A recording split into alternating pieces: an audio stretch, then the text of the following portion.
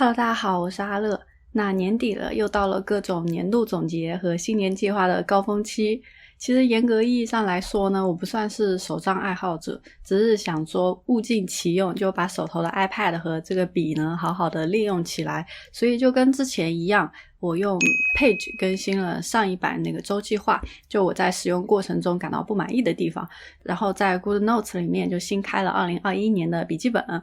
那加上自己的年度看板和新年的愿望。在准备做这个视频分享的时候，就在想说也许有人会喜欢我这种比较简单的模式吧，所以就想说独乐乐不如众乐乐，就单独把我自己做的这2个看板呢导出来分享给大家。关于模板的话，其实我也用过很多别人设计的，但发现就总归有自己不喜欢的地方。那既然自己的需求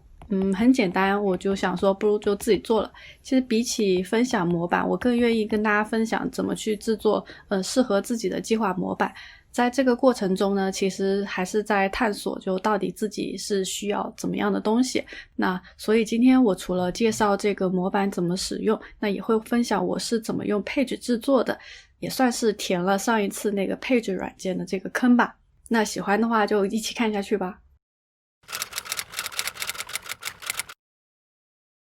也可能是我的需求比较简单，我就是一个年度看板，一个新年的愿望，还有一个周计划的模板，所以就当给大家提供一个思路，就是当你对那些付费的免费的那种模板都不太满意的话，怎么自己去做调整。那我其实是一名前端工程师嘛，我对设计也没什么基础的，要我从头设计肯定是搞不定的，所以我也是利用这样免费的网络资源，然后利用别人免费分享的一些素材，然后参考别人的设计思路。当然最后的模板的话，我也是自己用啊，或者这样免费分享，不会以此来盈利，要尊重别人的劳动成果嘛。我是觉得做模板的话，最主要的是去了解自己的需求，比如我就更关注周和年的视角，就会比较少去关注这个月和日的视角，所以这2个对我来说，我就不会去浪费时间去设计。毕竟其实模板不是我的主要目标嘛，而是每周这样坚持去记录。然后我们用 Page 打开这个模板，这个右上角的话是可以设置这个模板的大小、横竖、背景颜色，一般是选择 A4 或者 A5。年度看板这个页面呢就非常简单，因为我只需要日历，我就用 Google Calendar 切换到这个年视图截图就好了。那如果喜欢 Apple 日历的那种样式的，就一样，就可以把 Apple 日历切换到年的视角截图就可以了。我个人是比较喜欢 Google Calendar， 这里有标注了几周。那可以看到说这个2021年呢只有52周啊，就比正常54周其实少了2周。接下来这个页面呢也很简单，就是圆圈就是用 2020年的那一版。圆圈呢如果用 Page 的话也很好画，就是选中这里的这个形状，然后可以选择它们这个吸个它们的颜色。因为我觉得设计师他们做的配色比较好看嘛，我还挺喜欢这个的，所以我就截取了这样一部分。那左边的这里留白呢，我就是拿来贴照片的，因为我也没有什么美感，所以我觉得就不画格子之类的，就后期把照片加在这里。然后周计划这一页呢就是稍微复杂一点，就是各种表格的重叠，然后行和列啊这样的合并或者拆分之类的这种操作，基本上是基于我上一次的，基本上都没有什么改动。对。然后右边这里就是画了一个图形的颜色，然后颜色吸的也是之前那个颜色，对，一样的。然后我们把这个模板导出，在 iPad 上用 GoodNotes 打开，然后我们这个可以一个个来说。就是第一个就是这个年度看板。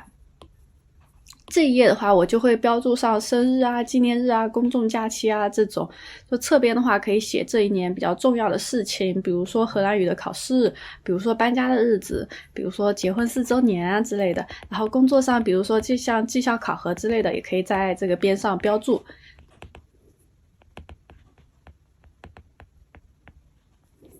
然后新年愿望这一页的呢，左边的空白的地方我是打算贴上和小刘2个人的合照，还有一些激励自己的图片。那上次介绍的那本书就是如何有效整理信息，它其实也有提到啊，就是在笔记本的开头放一些自己喜欢的生活方式，或者动力的源泉，或者那种梦想的度假地，就这种图片呢就可以来激励自己，然后每次打开这个笔记本的时候，到这个首页的时候都能够感受到那种动力吧。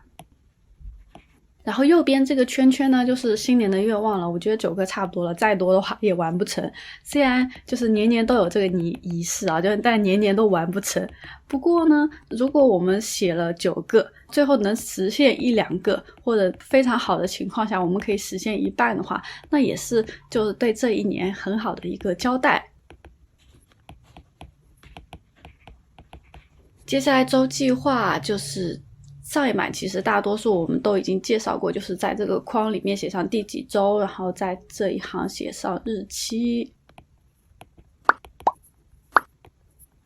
右边的话就是画这一周的天气情况，虽然很多遍，然后每天都会下雨，但是呢，就如果提前看到说接下来一周某一天有比较好的天气呢，就会想说可以出门喝个咖啡之类的。然后这次最大的改进就是这个顶置的重要事项，这其实我很早就想改了，因为做计划的时候呢，写下来的可能都是一些无关紧要的小事，然后后面有重要的事情加入的时候呢，就很容易淹没在其中。其实是可以换颜色，但我有的时候就比较懒得换，然后后面回头看呢就找不到那些重要的事情，因为就散落在中间嘛。所以提前计划的时候我就会想说如果这件事情很重要，当天一定要完成的话呢，就写在上面这个里面，不重要的话就从这个下面开始写。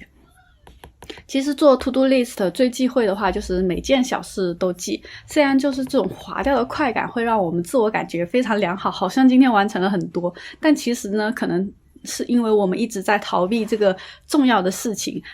所以我就希望说加入这个区间，就是今天一定要完成的，就是给自己这种暗示放进去的，就代表说这件事情很重要。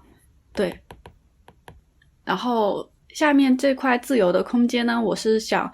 说可以尝试实践一下这本如何有效整理信息这本书，就是按照时间顺序把一天看到的想到的一些灵感啊思路啊都记在这里。然后我也会想说这么一点空间够吗？